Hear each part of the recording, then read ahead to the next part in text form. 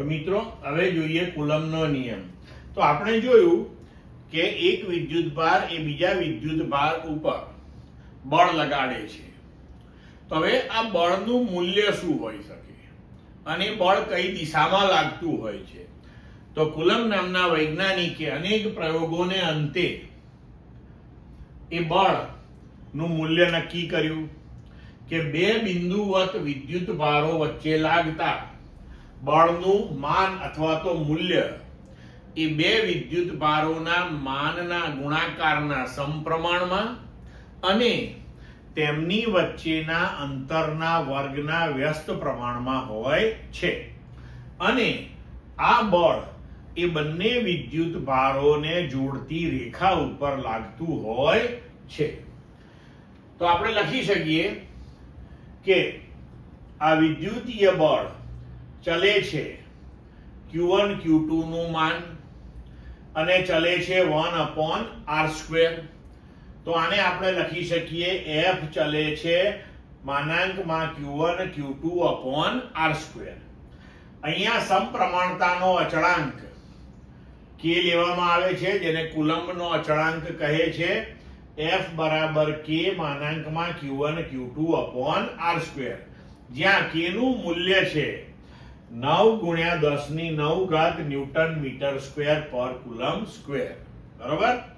તો અહીં આપણે જોઈ શકીએ કે જો આપણે Q1 અને Q2 બંને એક કુલમ્બ લઈએ અને તે બંનેને એકબીજાથી 1 મીટર અંતરે રાખ્યા હોય તો તેમની વચ્ચે પ્રવર્તતું વિદ્યુતીય બળ એ 9 × 10⁹ ન્યૂટન જેટલું થાય. બરોબર? અથવા તો બીજા શબ્દોમાં આપણે એવું કહી શકીએ કે કુલમ્બના અચળાંક જેટલું એ મૂલ્ય થતું હોય છે. હવે એક કુલમ્બ એ એટલો વિદ્યુત ભાર છે. આના ઉપરથી આપણે એની વ્યાખ્યા બનાવીએ છીએ કે એક કુલમ્બ એ એટલો વિદ્યુત ભાર છે કે જે તેટલા જ મૂલ્યના બીજા વિદ્યુત ભારથી શૂન્ય અવકાશમાં 1 મીટર અંતરે મૂકતા 9 × 10⁹ ન્યૂટનનું અપાકર્ષણનું વિદ્યુત બળ અનુભવે છે. તો આવી રીતે પણ તમે એક કુલમ્બ વિદ્યુત ભારને વ્યાખ્યાયિત કરી શકો છો.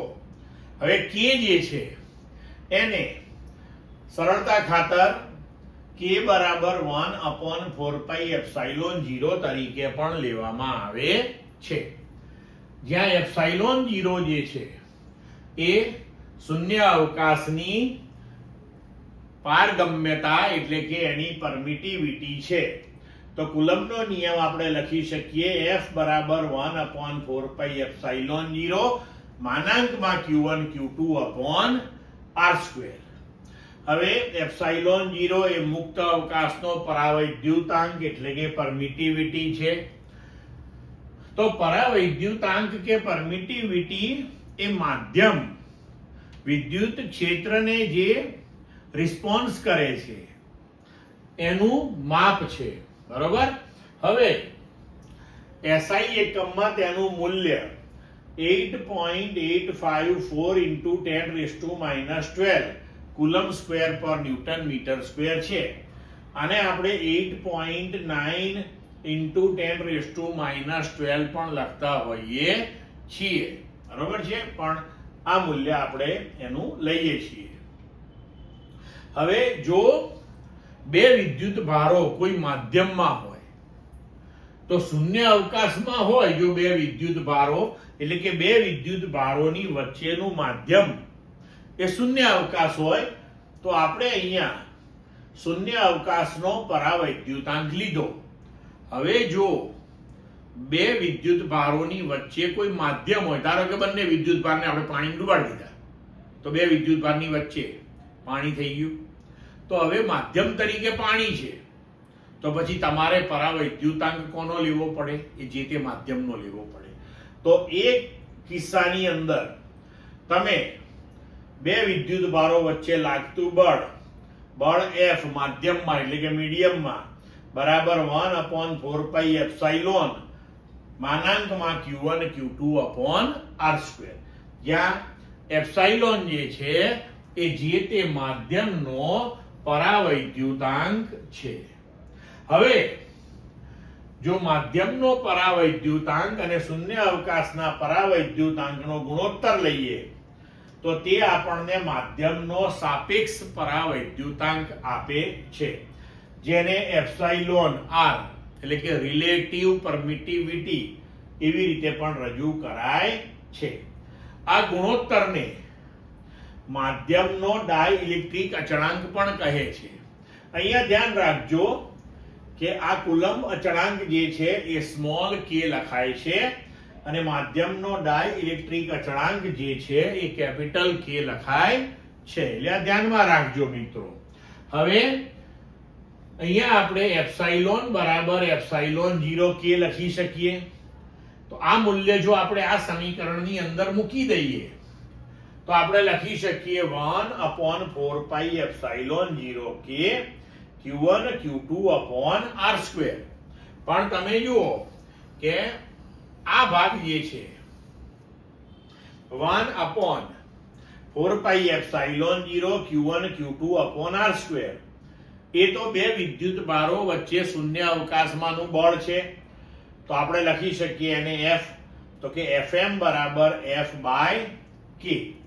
એટલે કે જ્યારે બે વિદ્યુત ભારોની વચ્ચે કોઈ k ડાઇલેક્ટ્રિક અચળાંક ધરાવતું માધ્યમ હોય ત્યારે તે બે વચ્ચે લાગતું બળ એ શૂન્ય અવકાશમાં લાગતા બળના 1/k ગણું થઈ જાય છે. પણ હવે જુઓ કે આ કિસ્સામાં આપણે શું લીધું કે મેં તમને ઉદાહરણ આપ્યું કે બે વિદ્યુત ભારને ધારો કે પાણીમાં ડુબાડી દીધા. તો એક વિદ્યુત ભારથી શરૂ કરીને બીજા વિદ્યુત ભાર સુધી સળંગ માધ્યમ રહેલું છે, પણ એ બે વિદ્યુત ભારો વચ્ચેનો જે વિસ્તાર છે એમાં થોડાક જ વિસ્તારમાં જો હોય, એટલે કે q1 q2 વચ્ચેનું અંતર r છે, પણ એમાં જો માત્ર t જેટલી થિકનેસ એટલે કે t જેટલી જાડાઈ જેટલું જ માધ્યમ આપણે લીધું હોય કે જ્યાં t r છે, તો આવા કિસ્સામાં તમે આ બળ જે છે એને તમે લખી શકો 1/4 પાઈ epsilon 0 q1 q2 upon r minus t plus t √k whole square. આ સમીકરણ ટેક્સ્ટમાં નથી આપ્યું, આ મુદ્દો પણ ટેક્સ્ટમાં નથી આપણે, પણ મેં એટલા માટે લખ્યો છે કે તમને એન્ટ્રન્સ એક્ઝામની અંદર તમને ક્યાંક ને ક્યાંક જો આવો કોઈ વિચિત્ર પ્રશ્ન પૂછાઈ જાય ક્યારેક તો કામ લાગી શકે. પડી સમજ બધાયને?